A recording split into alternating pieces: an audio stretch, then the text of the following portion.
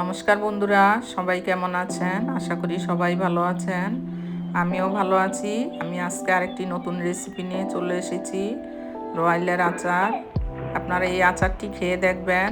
খাওয়ার শেষে একটু আচার খেলে সবারই ভালো লাগে। তো একটি নতুন আচার, রয়্যালের আচারটা সবাই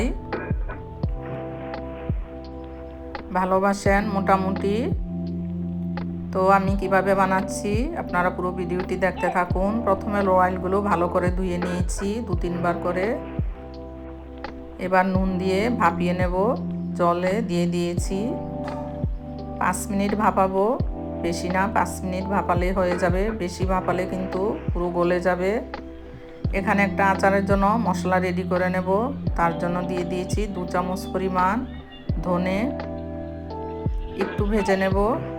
দিয়ে দেব 1.5 চামচ পরিমাণ সাদা জিরে, 1 চামচ পরিমাণ মৌরি, 1 চামচ পরিমাণ দিয়ে দেব গোলমরিচ, আর দিয়ে দেব 1/2 চামচেরও কম মেথি।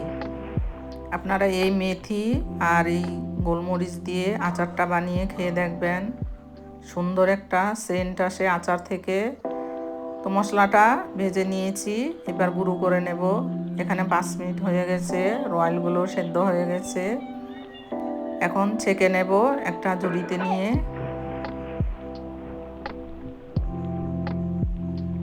এইভাবে জলটা ঝারিয়ে নেব। দেখুন এরকম সেদ্ধ হবে, বেশি নরমও না আবার বেশি শক্ত থাকবে না। এখানে আমি গুড় দিয়ে দেব।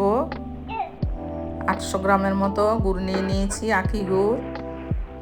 আপনারা চাইলে চিনি দিয়েও বানাতে পারেন, তবে চিনির মধ্যে একটু লেবুর রস দিয়ে দেবেন, তাহলে চিটচিট ভালো হবে। এখানে আমার 1.5 কেজি রয়্যাল আছে, তার জন্য 800 গ্রামের মতো গুড় দিয়েছি। আপনারা যদি আরও বেশি মিষ্টি খান তাহলে গুড়টা আর একটু বাড়িয়ে দেবেন।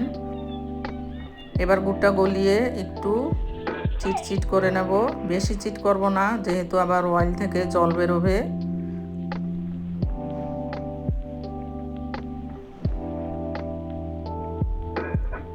এবার রয়্যালগুলো দিয়ে দেব।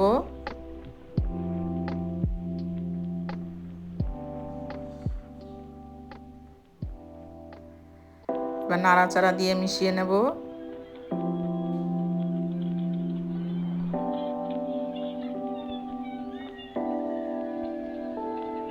দেখুন জল ছেড়ে দিয়েছে, আরও জল বেরোবে, অনেকটাই জল ছেড়ে দিয়েছে। এবার গ্যাসটা বাড়িয়ে রেখে টানিয়ে নেব। অনেকক্ষণ জাল দিতে হবে। দিয়ে দেব পরিমাণ মতো নুন, দিয়ে দেব অল্প একটু হলুদ। এবার মিশিয়ে নাড়াচাড়া দিয়ে পুরো জলটা টানিয়ে নেব। এই আচারটা একটু ধৈর্য নিয়ে বানাতে হয়, একটু টাইম লাগে। দেখুন জলটা টানিয়ে নিয়েছি, এবার গুড়টাও চিটচিট হয়ে এসেছে।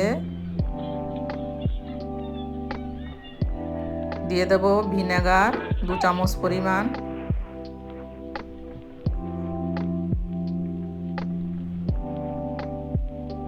আবারও নাড়াচাড়া দিয়ে মিশিয়ে নেব।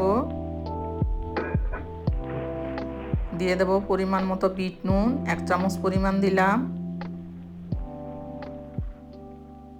বিট নুনটা দিলে আচারের স্বাদটা আরও বেড়ে যায়। দিয়ে দেব সরিষার তেল। আপনারা কাঁচা সরিষার তেল দেবেন না, আমি এখানে গরম করে নিয়েছি তেলটা। কাঁচা সরিষার তেল দিলে তেলের কাঁচা একটা গন্ধ আসবে, তার জন্য তেলটা গরম করে নিতে হবে। দিয়ে দেব 1 চামচ পরিমাণ চিলি ফ্লেক্স। এবার আরেকটু টানিয়ে নেব। দেখুন অনেকটাই চিটচিট হয়ে গেছে, ঠান্ডা হলে আরও শক্ত হয়ে যাবে।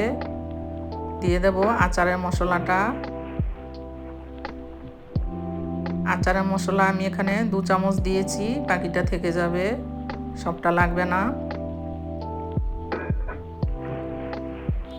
এবার মিশিয়ে নাড়াচাড়া দিয়ে আরও 2 মিনিট জাল দিয়ে নেব। আপনারা এই আচারটা বানিয়ে খেয়ে দেখবেন, খুবই ভালো লাগে, অনেক সুস্বাদু হয়।